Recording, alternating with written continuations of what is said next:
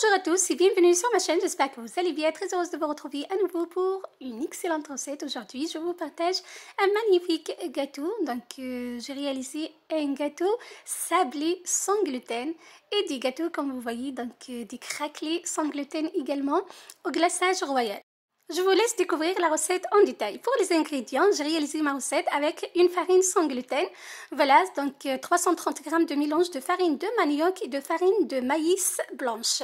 100 g de sucre en poudre, 2 zestes de citron, 100 ml de jus de citron fraîchement pressé, une boîte de mascarpone et 3 œufs.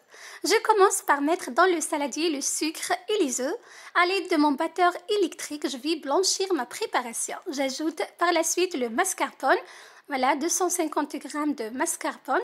Je mélange toujours avec le batteur électrique. J'ajoute par la suite le zeste et le jus de citron. Je mélange cette fois-ci donc avec un fouet. Voilà. Ensuite, j'ajoute le sachet de levure chimique donc, à la farine. Comme je disais, j'ai utilisé de la farine sans gluten pour mon gâteau. Je mélange et je rajoute donc la farine à ma préparation à l'aide de ma maryse. Je mélange de bas vers le haut jusqu'à l'obtention d'un mélange légèrement compact comme vous voyez. Donc j'ai rajouté la farine en 2 fois. Voilà, donc je verse par la suite donc, les 3/4 de la pâte dans un moule beurré et fariné. J'enfourne par la suite 40 minutes à 180 degrés.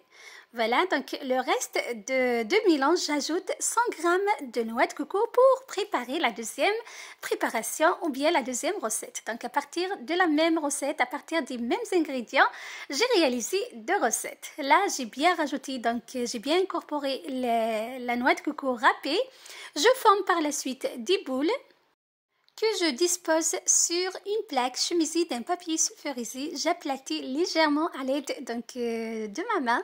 Voilà, c'est pas la peine d'utiliser un emporte-pièce ou bien un moule pour la réalisation de votre recette. Voilà, j'enfourne par la suite un quart d'heure, le temps de préparer le glaçage royal.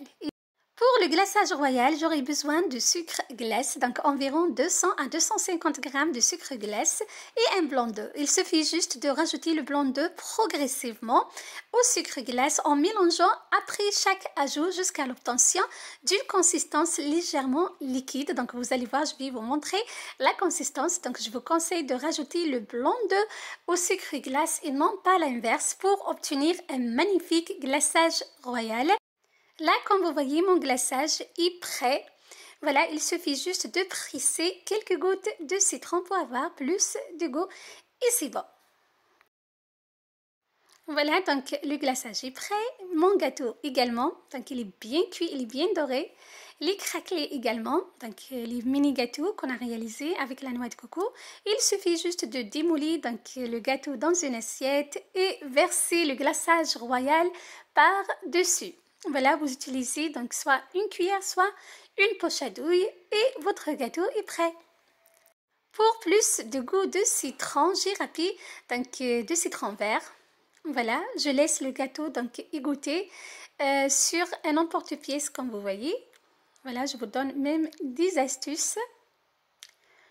Voilà, je râpe le zeste d'un citron vert et pour donc les craquelés, il suffit juste donc de mettre à l'aide d'une cuillère donc une petite quantité de glaçage royal et de râper le zeste de citron vert également.